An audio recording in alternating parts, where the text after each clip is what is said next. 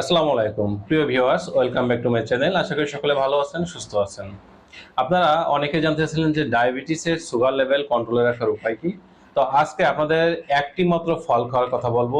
একটি মাত্র ফল যদি নিয়মিত খেতে পারেন এবং দুইটি কাজ যদি নিয়মিত করতে পারেন, তাহলে আপনাদের ডায়াবেটিসের সুগার লেভেলটা কন্ট্রোলে চলে আসবে এবং 1 টাকা কোনো মেডিসিন খেতে হবে না বা কোনো প্রকার ইনসুলিন ব্যবহার করতে হবে না।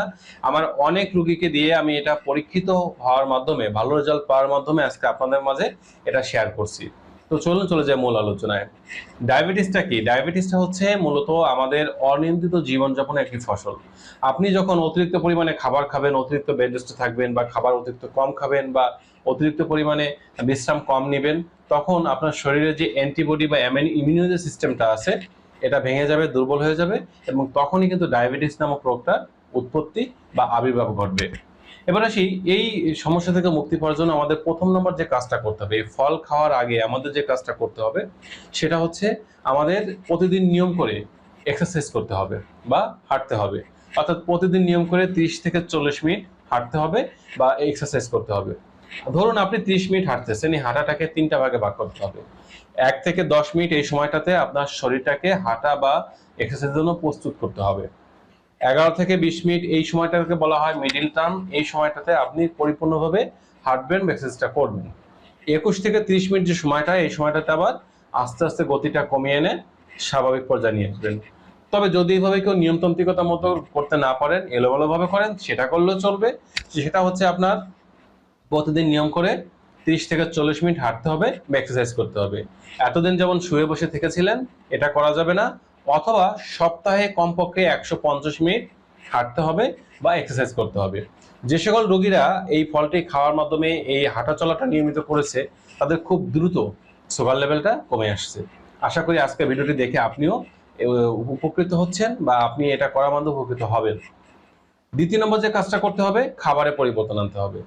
অনেক সময় দেখা যায় যে আমরা অতিরিক্ত পরিমাণে খাবার খাই। অতিরিক্ত খাবার খাওয়ার ফলে আমাদের শরীরে ইমিউন সিস্টেমটা ঠিক থাকে না। আপনার বিশেষ করে কার্বোহাইড্রেট এবং চিনিযুক্ত যে খাবারগুলো আছে এগুলো কম খেতে হবে বা না খেতে পারলে ভালো। আসলে কার্বোহাইড্রেটযুক্ত খাবার কি, আমরা এক কথায় বলে দিই, ভাত, রুটি, আলু, কচু, চিনি বা মিষ্টিযুক্ত খাবার। এখন অনেকে বলবেন যে ভাত, রুটি এগুলো তো কমন খাবার, এগুলো না খেয়ে কিভাবে থাকবে? এগুলো খাবেন, পরিমিত পর্যায়ে খাবেন। এবং অনেক সময় দেখা যাচ্ছে আপনি সাদা চাল, সাদা গমের আটা বা রুটি, চালের ভাত না খেয়ে, রুটি না খেয়ে আপনি লাল আটার রুটি, লাল চালের ভাত এগুলো খেতে পারেন। এর পাশাপাশি দেখা যাচ্ছে যে আপনি গোল আলু, মিষ্টি আলু, মিষ্টি কুমড়া, মিশ্রিত ফল এগুলো এড়িয়ে চলতে পারেন। আপনি কার্বোহাইড্রেট বা সফট ড্রিঙ্কস, কোল্ড ড্রিঙ্কস যেগুলো আছে এগুলো থেকে দূরে থাকতে পারেন। আপনি চিনি বা মিশ্রিত খাবার যেগুলো আছে, যেগুলো চিনি দিয়ে তৈরি, যেগুলো খাওয়ার মাধ্যমে আপনার সুগার লেভেল বৃদ্ধি পাবে, এগুলো এড়িয়ে চলতে পারেন।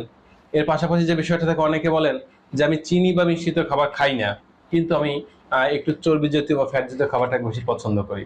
বিশেষ করে প্রতিদিন খাদ্য তালিকায় দেখা যায় যে সকালের নাস্তায় তেলে বা ঘি দিয়ে ভাজা যে পরোটা, লুচি এগুলো রাখেন, বা প্রতিনিয়ত খাদ্য তালিকায় দেখা যাচ্ছে যে অতিরিক্ত তেলে ভাজা, মশলা ভুনাযুক্ত খাবার, যাতে প্রচুর ট্রান্স ফ্যাট আছে, বা বলে থাকি আমরা মাংস বা গোশত জাতীয় খাবার খাওয়ার মাধ্যমে এখান থেকে প্রচুর ফ্যাট আমাদের শরীরে যোগ হয়, বা সয়াবিন তেলে রান্না খাওয়ার মধ্যে প্রচুর ট্রান্স ফ্যাট যোগ হচ্ছে। এই জাতীয় খাবারগুলো এড়িয়ে চলতে হবে। সয়াবিন তেলে রান্নার পরিবর্তে আপনারা যে কোনো প্রকার বীজ জাতীয় তেলে রান্না খেতে পারেন, যেমন আপনারা সরিষা, মসনে, তিল, গুজি এগুলোর খাবার খেতে পারেন। এই জাতীয় তেলের যে রান্না করা খাবার এটা খেতে পারেন। তাহলে দেখা যাবে যে আপনাদের ডায়াবেটিসের সুগার লেভেলটা অনেকাংশে নিয়ন্ত্রণ চলে আসবে। আরেকটা বিষয় হচ্ছে, সবসময় যে কোনো খাবারটাকে পরিমিত পর্যায়ে খাবেন। অপরিমিত অতিরিক্ত কোনো খাবার খাবেন না। কোনো অনুষ্ঠানে গিয়েছেন, ফ্রি খাবার পেয়েছেন, ইচ্ছা মতো খেলেন। আবার দেখা যায় বাসায় ভালো কোনো রান্না করা খাবার হলে অতিরিক্ত খেলেন, এরকম করা যাবে না। একটা রেগুলারিটি মেনটেন করতে হবে। এই খাবার যদি নিয়মিত খেতে পারেন, কন্টিনিউ করতে পারেন, একটা নিয়ন্ত্রণে আনতে পারেন, নিয়মিত হাঁটতে পারেন এবং একটির মাত্র যে ফল খাওয়া কথা ওটা নিয়মিত খেতে পারেন, তাহলে অটোমেটিকভাবে সুগার লেভেল কমে আসবে। তবে অনেক সময় বুঝবেন যে এই ফলটি আমরা কখন খাবো। এই ফলটি খাওয়ার সময় হচ্ছে আপনি সকালে খালি পেটে খাওয়ার চেষ্টা করবেন। তবে যারা সকালে খালি পেটে খেতে পারবেন না, তারা খাওয়ার পরে খেলে চলবে, দুপুরে খাওয়ার আগে বা পরে খেলে চলবে, রাতে খাওয়ার আগে বা পরে খেলে চলবে। অর্থাৎ দিনের যে কোনো একটা সময় খেলে চলবে, তবে সকালে খালি পেটে খেলে উপকারটা বেশি পাবেন। এই ফলটি হচ্ছে আমাদের সকলের সুপরিচিত ডাব। প্রতিদিন নিয়ম করে একটি কচি ডাব খেতে হবে।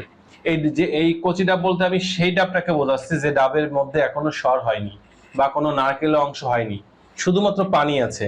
এই কচি ডাবের পানিটুকুন প্রতিদিন খেতে হবে। নিয়ম করে একটা ডাবে পানি, আপনি আজকে 2টা খেলেন কালকে খাবেন না, এটা করলে চলবে না। নিয়ম করে 1টি ডাব প্রতিদিন খেতে হবে। আমি আমার যে সকল রোগীদের দিয়েছি যারা নিয়মিত এক্সারসাইজ করতেছে বা হাঁটতেছে, খাবারে পরিবর্তন আনছে, আর এই 1টি কচি ডাবের পানি খাচ্ছে, তারা কেউ দেখা যাচ্ছে 5 থেকে 7 বছর, 3 থেকে 4 বছর তারা নিয়মিত ভাবে ইনশাল্লাহ সুস্থ আছে।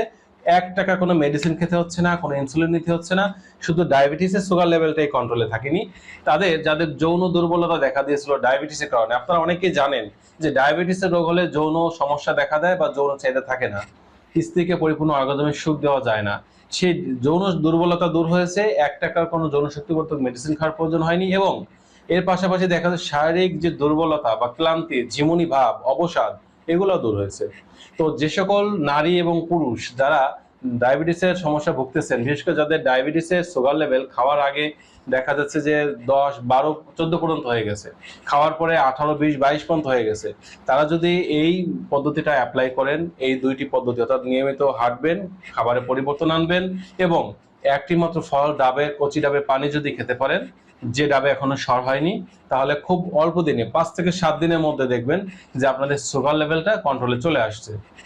তো যারা আজকে ভিডিওটি দেখলেন, ইনশাল্লাহ চেষ্টা করবেন আপনারা নিয়মিত এই 2টি উপায় অবলম্বন করা এবং এই ফলটি খাওয়ার মাধ্যমে কন্ট্রোলে আনার জন্য। 5-7 দিন খাওয়ার পরে আপনাদের কতটুকু উন্নতি হলো, আপনাদের সুগার লেভেল কতটুকু কমলো, সেটা কমেন্ট বক্সে জানাতে ভুল করবেন না। এবং আপনাদের কোনো নিকটতে যদি ডায়াবেটিসের সমস্যা ভুগতেছেন বা ভুগে থাকেন, নিয়মিত ওষুধ খাওয়া, ইনসুলিন নেওয়া তার পক্ষে কষ্টকর বা এতটা আর্থিক যে ঘাটতি সেটা মেটাতে পারছেন না, তাহলে অবশ্যই তাদের মাঝে আপনি ভিডিওর লিঙ্কটি শেয়ার করতে পারেন, জনস্বার্থে এটা প্রচার করতে পারেন। আর ভিডিওটি ভালো লাগলে লাইক দিতে পারেন। সকলে ভালো থাকবেন, সুস্থ থাকবেন, সকলে সুস্থ সুন্দর জীবন কামনা করছি। আজ এ পর্যন্তই। আল্লাহ হাফেজ।